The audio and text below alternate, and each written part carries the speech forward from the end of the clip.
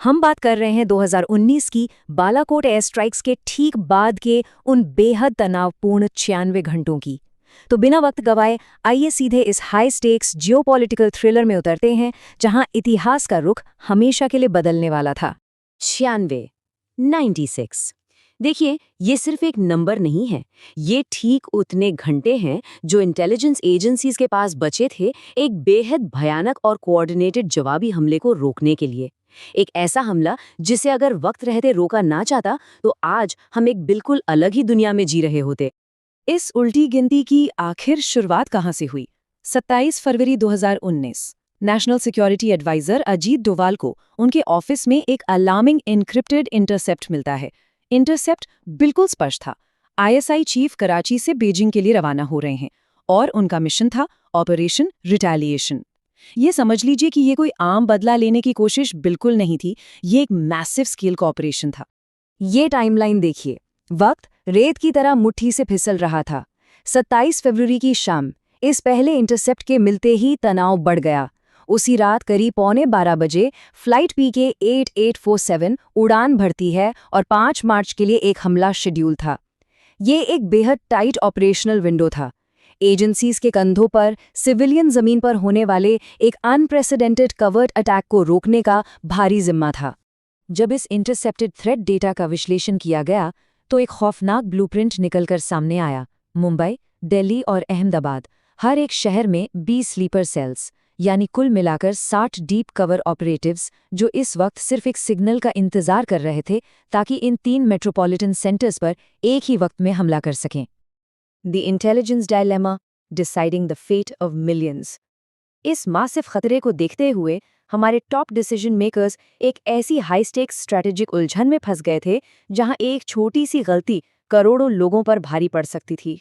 जरा यहाँ एक पल के लिए रुकिए और खुद को उन डिसीजन मेकर्स की जगह रखकर इस जियोपॉलिटिकल चेसबोर्ड को देखिए। आप ऐसी स्थिति में क्या कदम उठाते? जब म्यूचुअली अशोर्ड डिस्ट्रक्शन का खतरा सर पर मंडरा रहा हो तो फॉरेन एयरस्पेस में आते हुए खतरे को बिना ग्लोबल वॉर शुरू किए कैसे रोका जाए? ये एक ऐसा संकट था जिसका कोई आसान जवाब नहीं था। सोर्स मटेरियल के हिसाब से हमारे पास 2 रास्ते थे।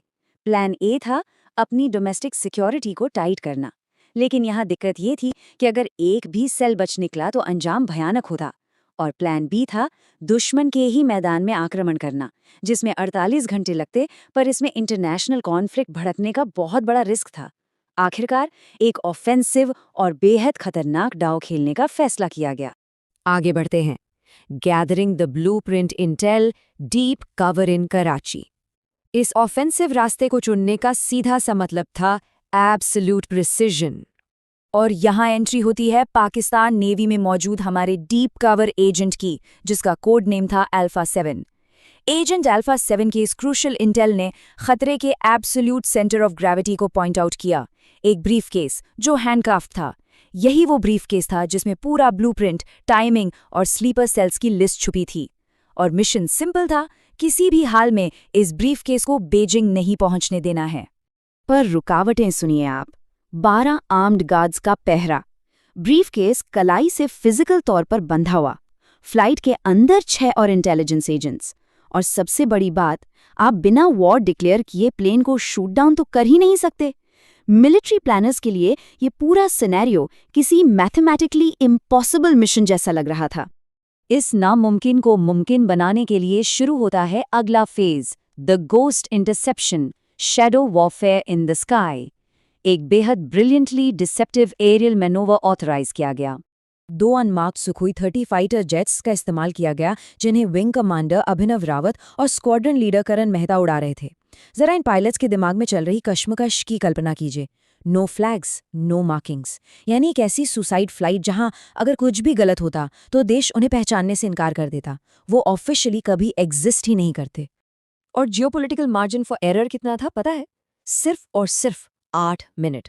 जी हाँ, बस यही वो छोटी सी विंडो थी जब फ्लाइट पीके 8847 अफगान एयरस्पेस से गुजर रही थी। इसके ठीक बाद उसे हेविली गार्डेड चाइनीज बॉर्डर में घुसना था, जहां हमला करना नामुमकिन था। घुप अंधेरा, और ये 2 गोस्ट जेट्स सिविलियन एयरलाइनर के बिल्कुल आजू बाजू आ जाते हैं। उन्होंने नेशनैलिटी छुपाने के लिए डिस्टॉर्टेड फ्रीक्वेंसी का इस्तेमाल किया। फिर एक ऐसी मैकेनिकल अनट्रेसेबल रेडियो थ्रेट दी जिसने पायलट को ये मानने पर मजबूर कर दिया कि उस पर मिसाइल्स लॉक हो चुकी हैं। नतीजा, प्लेन को मजबूरन कांदाहार की तरफ डाइवर्ट होना पड़ा। The proxy extraction, a geopolitical master stroke. देखिए, प्लेन को नीचे लैंड करवाना तो सिर्फ आधी जीत थी। बिना किसी डिप्लोमेटिक ट्रेस के उस इंटेलिजेंस को बाहर निकालना एक अलग ही लेवल का खेल था। यहाँ इस्तेमाल होता है प्लॉजिबल डिनायबिलिटी का कॉन्सेप्ट। एक थर्ड पार्टी प्रॉक्सी एजेंसी जैसे मोसाद को इन्वॉल्व किया गया ताकि सस्पेक्टेड टेररिस्ट मटेरियल्स के टिप के आधार पर एक लीगल सर्च की जा सके। इस तरह से उन्होंने एक ऐसी लीगल बोर्डिंग पार्टी तैयार की जिसका इंडियन एजेंसी से कोई सीधा ताल्लुक साबित ही नहीं किया जा सकता था। कंदाहार के टारमैक पर जो हुआ वो पूरी तरह से फ्लॉलेस था। Proxy operatives legal Afghan warrant लेकर प्लेन में बोर्ड करते हैं, ब्रीफ केस खुलवाया जाता है, उसमें मौजूद डॉक्यूमेंट स्कैन होते हैं और तुरंत एन्क्रिप्टेड चैनल्स के जरिए भेज दिए जाते हैं। बिना एक भी गोली चलाए दुश्मन को पूरी तरह से मात दे दी गई। आते हैं आखिरी पड़ाव पर, the silent resolution 72 hours to 0। अब अटैक की टाइमिंग, नेम्स और एड्रेसेस सक्सेसफुली एक्सट्रैक्ट हो चुके थे, तो ऑपरेशन का फाइनल फेज पूरी खामोशी से शुरू हुआ।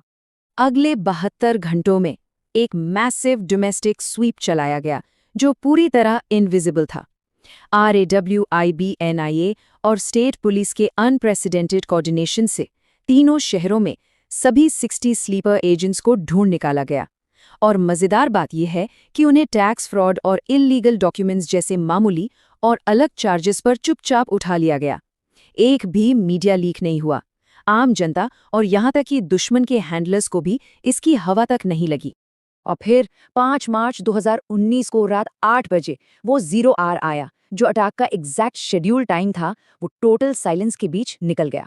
उधर फॉरेन हैंडलर्स अपने सिग्नल का इंतजार ही करते रह गए, बिल्कुल इस बात से बेखबर कि उनका बनाया हुआ अनब्रेकेबल प्लॉट कितनी बारीकी से ध्वस्त किया जा चुका है। इस पूरे एक्सप्लेनर के आखिर में ये सोचने वाली बात है, अगर एक इतना बड़ा कैटास्ट्रोफिक युद्ध बिना एक भी गोली चलाए टाल दिया जाता है और पब्लिक को कभी पता ही नहीं चलता, तो ऐसी कितनी खामोश जंगें इस वक्त हमारे आसपास लड़ी और जीती जा रही होंगी। जियोपॉलिटिक्स का ये शैडो वर्ल्ड वाकई हैरानतंगीज है। उम्मीद है इस विश्लेषण ने आपको इस शैडो वॉरफेयर की गहराई और उस प्रेशर को समझने में मदद की होगी जो हमारे डिसीजन मेकर्स फेस करते हैं। आज के लिए इस विश्लेषण में बस इतना ही।